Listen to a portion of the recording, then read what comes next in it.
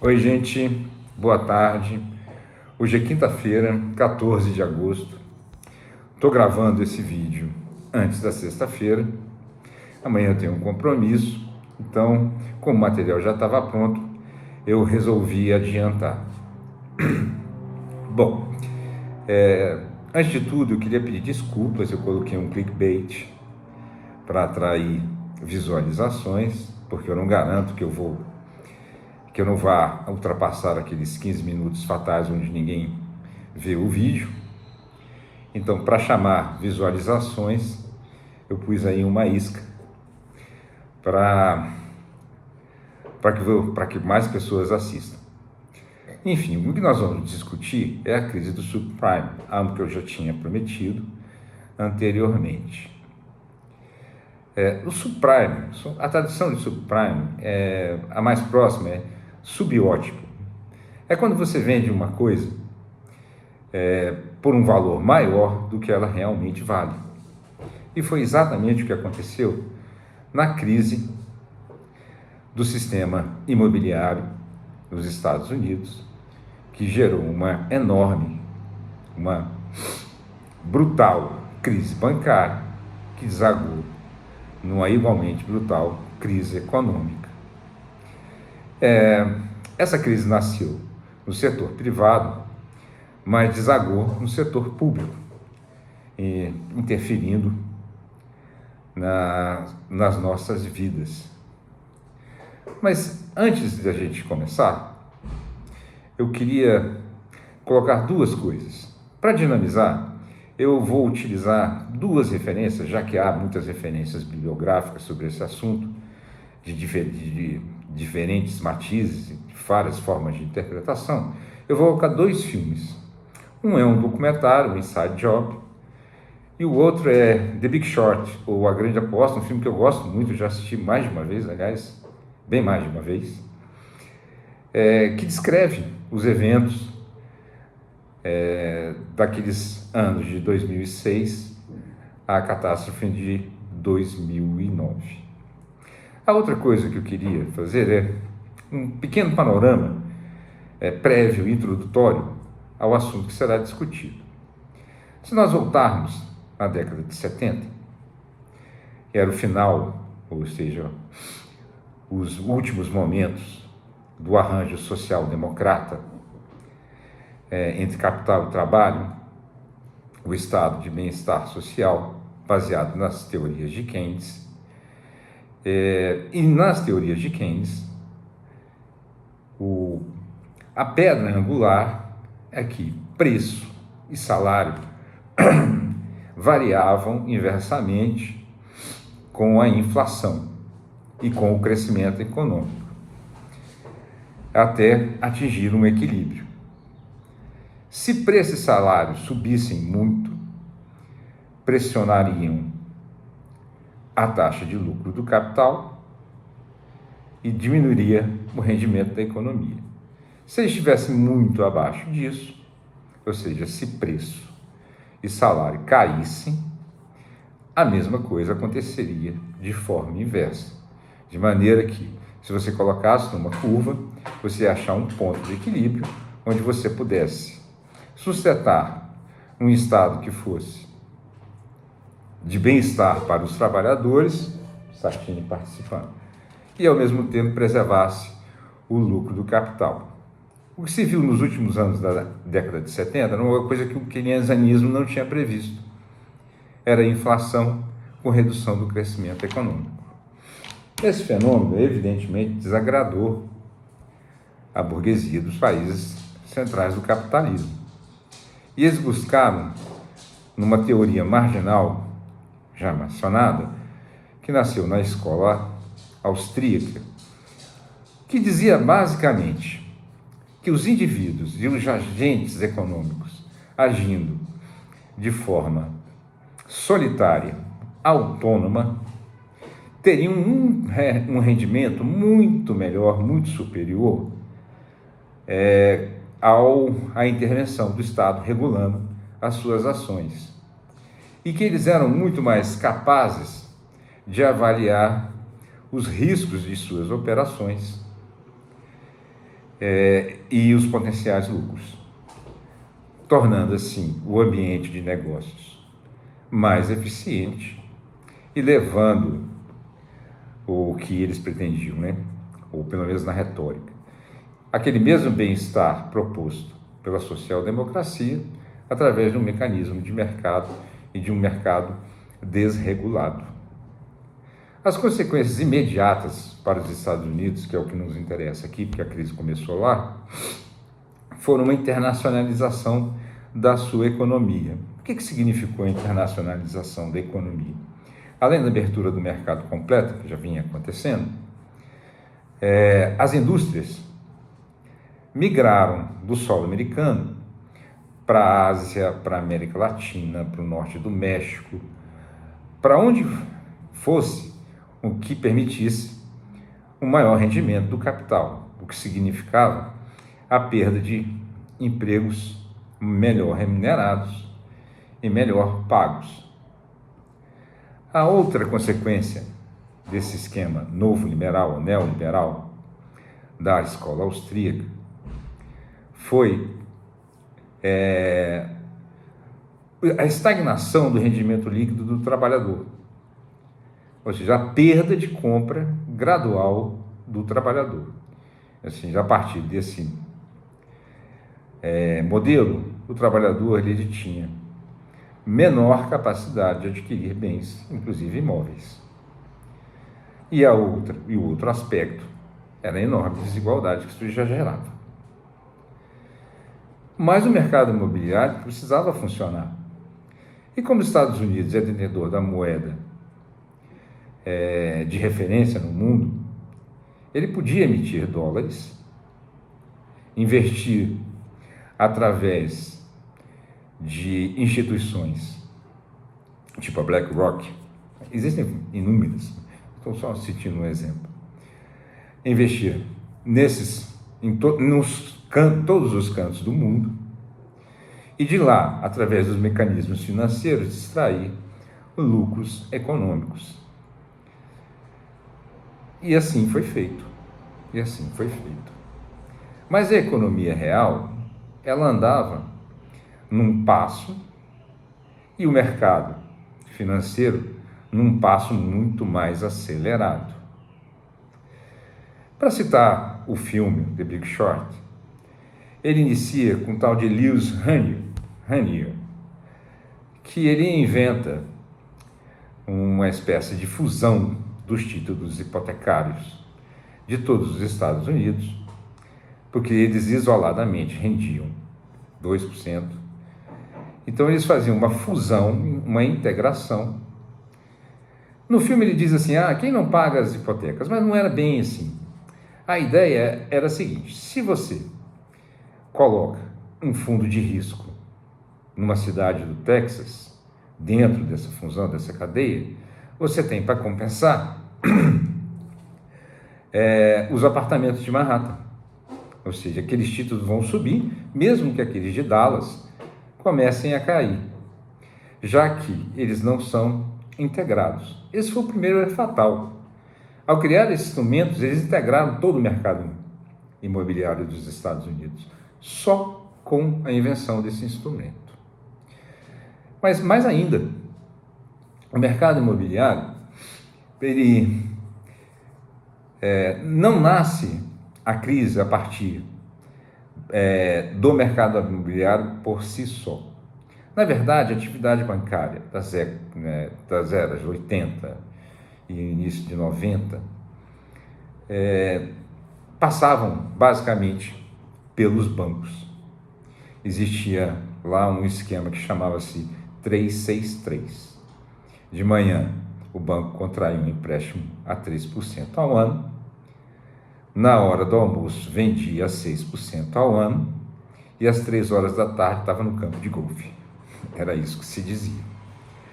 Mas foi criando principalmente para operações de curto prazo, um outro mecanismo, um outro mercado paralelo, que era o mercado de operações compromissadas. Eles serviam,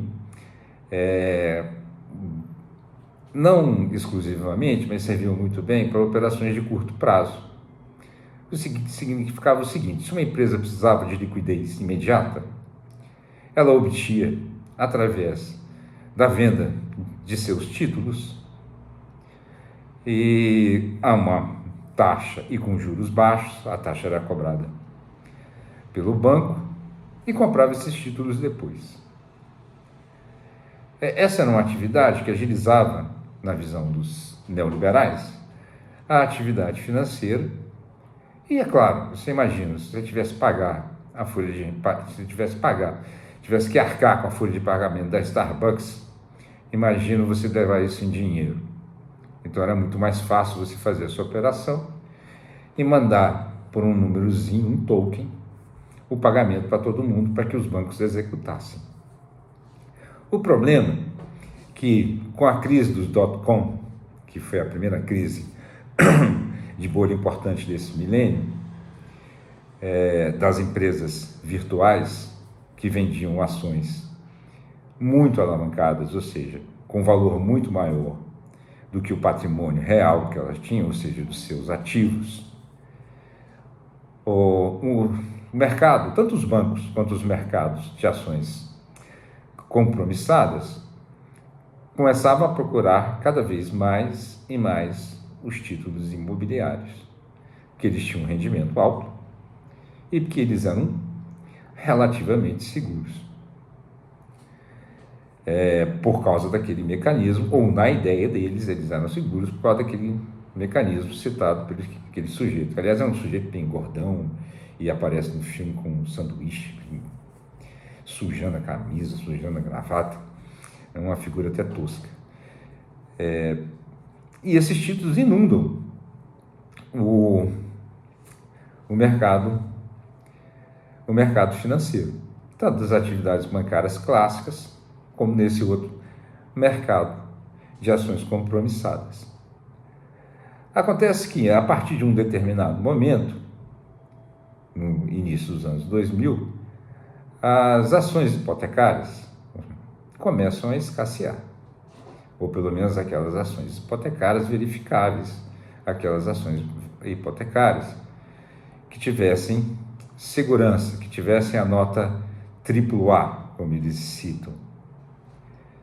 Então, eles começam a procurar outros títulos imobiliários menos seguros.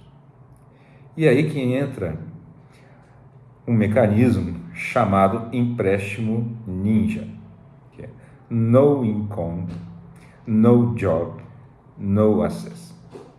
Sem renda, sem emprego, sem patrimônio. Eram empréstimos de altíssimo risco, com 90% a ser financiado, taxas variáveis e sem nenhuma comprovação de risco.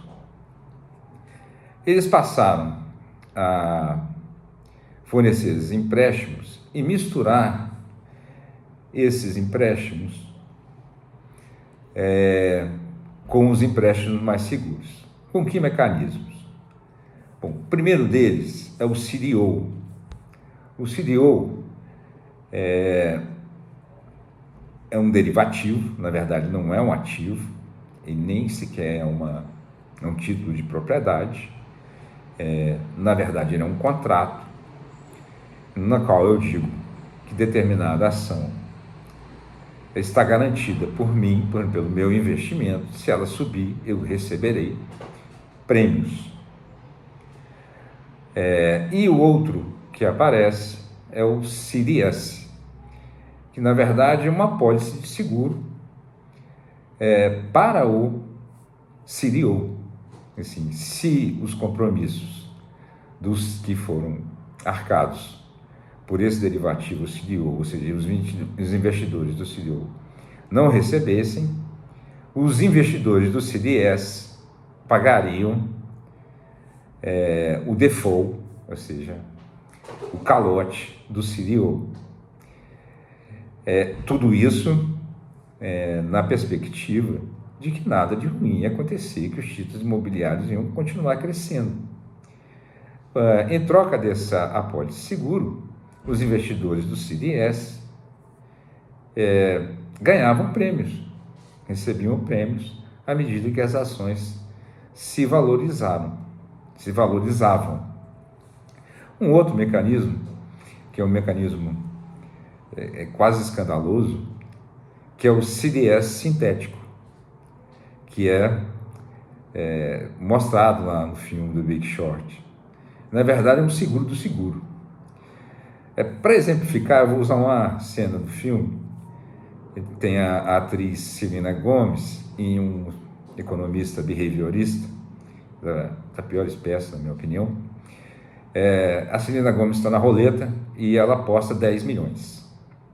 Aí um segundo elemento vai lá e aposta 20 milhões, que a Selena Gomez vai ganhar. Um outro aposta 40, em que ela vai perder. O outro aposta 60, que vai ganhar, e por assim vai.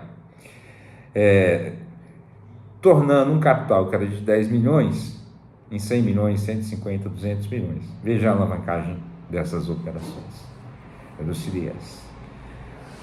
Até ao ponto de Warren Buffett, que é um dos maiores investidores de Wall Street, chamar os derivativos, os CDS, o CDO, e esses outros instrumentos como armas de destruição em massa. Foi assim que o Warren Buffett se referiu a esses instrumentos. Mas era preciso combinar, então, os CDOs e os CDS com outras hipotecas de maior risco para que mantivesse a alavancagem no mercado de ações e mantivesse o lucro do capital. Um negócio que chama tranche, ou seja, mistura, pedaço de alguma coisa que você vai colando com outra. Ou seja, você pegava uma hipoteca lá de Manhattan com a de Miami, que não tinha nenhuma garantia, que tinha juros variáveis e uma grande chance de não ser paga. Esses títulos podiam ser vendidos de forma fragmentária, eles eram divididos em títulos de baixo risco e baixa remuneração, intermediário de alto risco e alta remuneração. Em 2006, um personagem no filme, que na verdade é uma pessoa real, chama Michael Burry, se eu não me engano, mas ele é interpretado por Christian Bale, ele começa a notar abalos nesse sistema, principalmente por fraudes. Aliás, tem uma cena no filme em que o sujeito que faz parte de um fundo de investimento descobre que uma hipoteca foi feita no nome de um cachorro. Eu fui pesquisar e é verdade, esse fato aconteceu. Houve uma hipoteca na Flórida feita no nome de um cachorro. Ele percebe isso, ele vai olhando cada hipoteca. Ele era um sujeito brilhante, era médico, tem um currículo impecável, enfim, alguém fora do normal. Eu falo, bom, aqui tem uma bolha, eu quero apostar contra.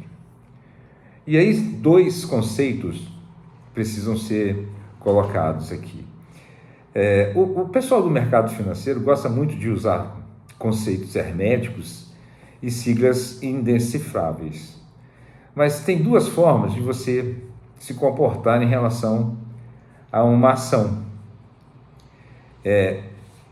Agindo numa posição longa, ou seja, à medida você investe ou no derivativo, ou na própria ação, ou no seguro, no CDS, investe nessa ação na expectativa que ela continue se valorizando e você ganha prêmios.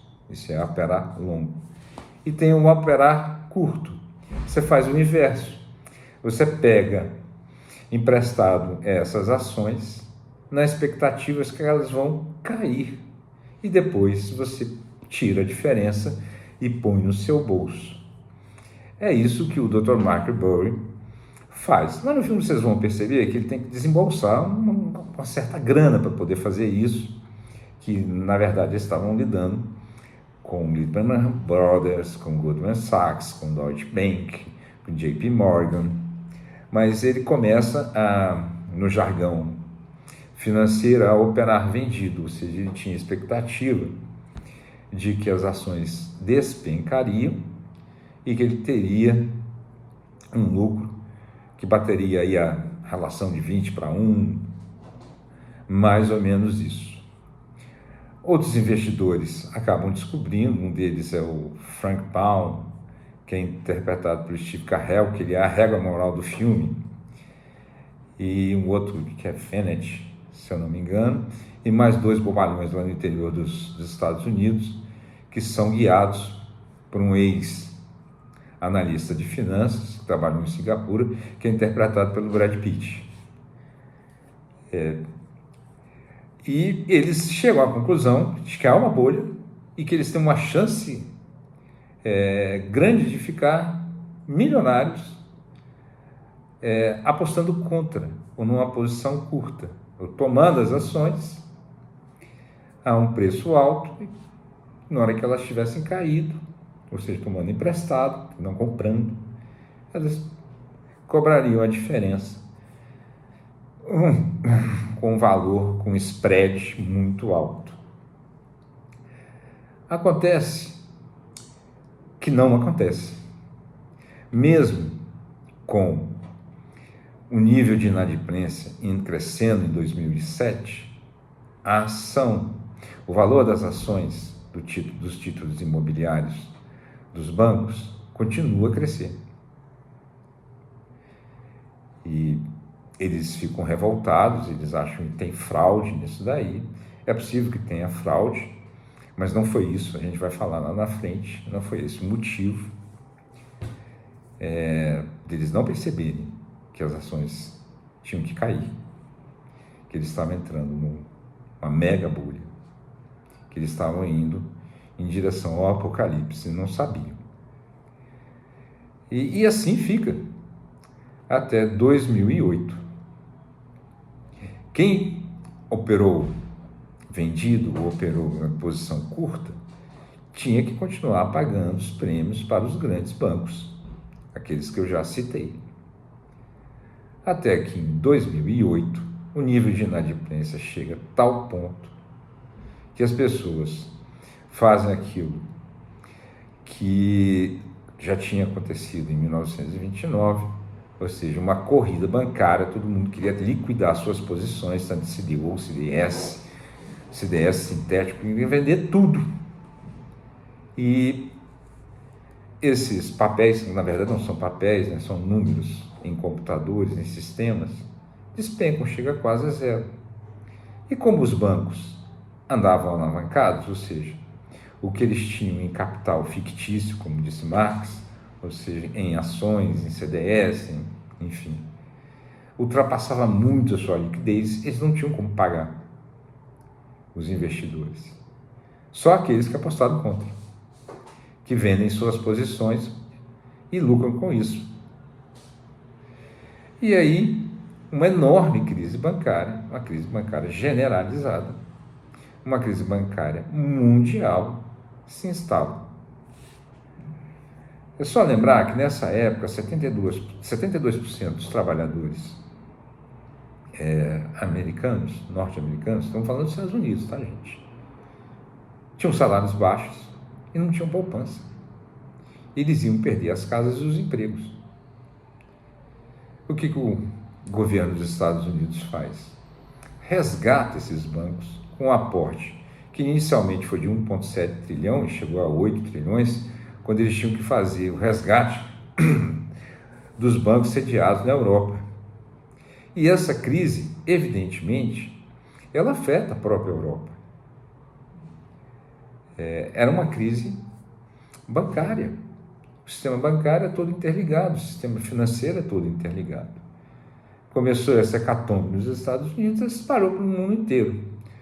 No Brasil, nós tivemos um efeito imediato, muito menor, porque era a época do segundo governo Lula e ele injetou muito dinheiro interno, ele fortaleceu o mercado interno por 2 mecanismos muito simples. Ele deu aumento real ao salário mínimo e fez transferência direta de renda, BPC, Bolsa Família.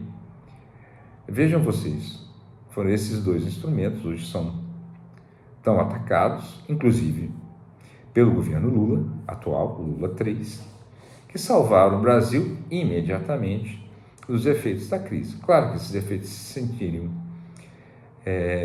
lá na frente, inclusive pressionando o governo Dilma, que tropeça ali em 2015 numa tentativa de ajuste fiscal que põe o país numa recessão com inflação alta, ou seja, estagna a inflação e culmina no impeachment dela.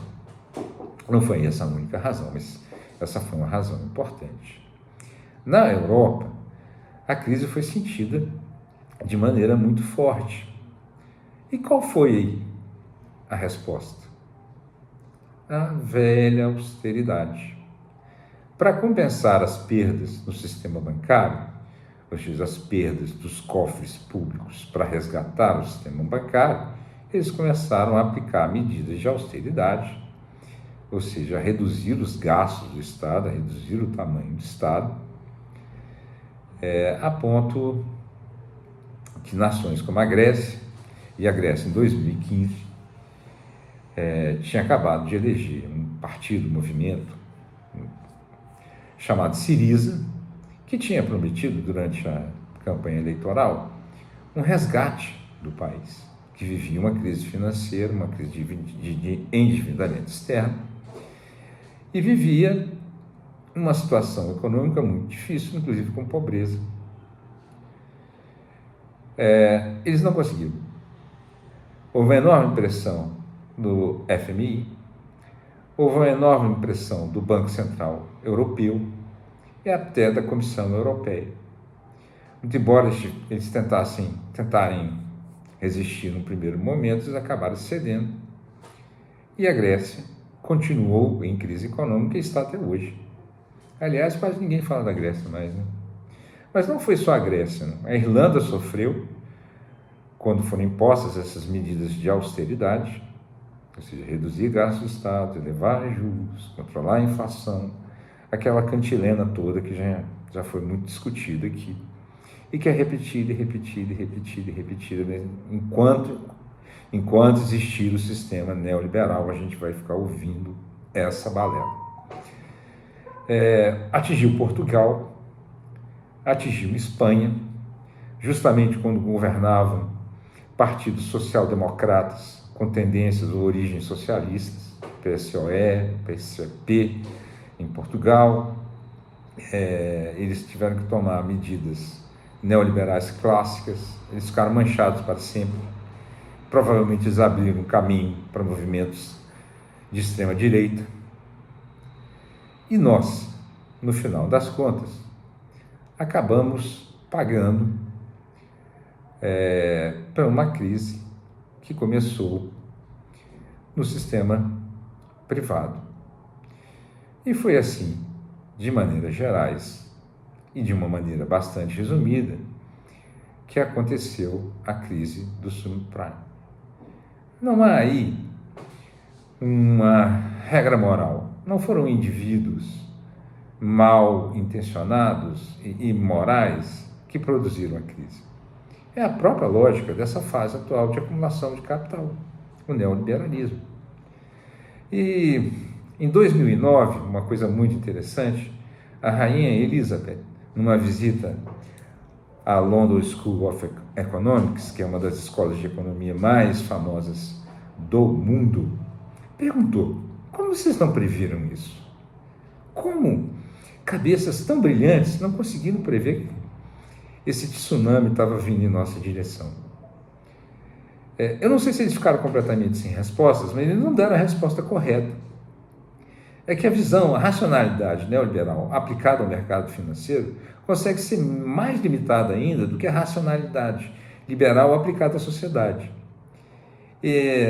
A maneira de pensar, e que foi defendida por Hayek de forma individual, os seus riscos e as suas possibilidades de ganho, é extremamente limitada. Eles são jumentos com aquele tapa-olhos, enfim, aquele tapa-olhos, não, aquela coisa. Eles não conseguem enxergar nada que não sejam os números que eles mesmos produzem. Dá um exemplo, eles usam muito um risco baseado na curva de Gauss, curva de Gauss, que é o desvio padrão.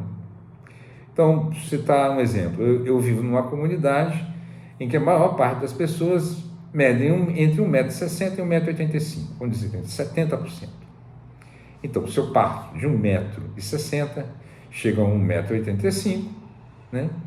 E daqui ele cai, e isso é a alça grossa da minha curva. O que sai, o que é menos de 1,60 m, o que é mais de 1,85 m, é desvio padrão. Então, mesmo naquela época, a partir de 2006, 2007, quando a inadimplência e o caráter espúrio daqueles empréstimos ninja fica claro, fica evidente, eles não conseguem enxergar, porque eles não olham para a economia real. Eles são, como já disse o jornalista Luiz Nassif, cabeças de planilha. Eles não conseguem pensar. Essa é a racionalidade do mercado financeiro. É contra essas pessoas, essa lógica, essa racionalidade que nós estamos enfrentando. São essas pessoas. Mas muito bem, era isso que eu queria dizer. Mais uma coisa. O mercado financeiro, ele é tão alavancado, só para citar um exemplo. O PIB mundial está em torno de 115, 120 bilhões, 120 trilhões de dólares. O capital fictício, aquilo que está girando em torno de títulos, derivativos, etc., já está na ordem do quadrilhão. Como vocês acham que isso vai acabar? Bom, era isso aí. Até o nosso próximo encontro. Espero que vocês tenham gostado. Espero que tenha valido os 32 minutos aqui que a gente gastou. E até o nosso próximo encontro.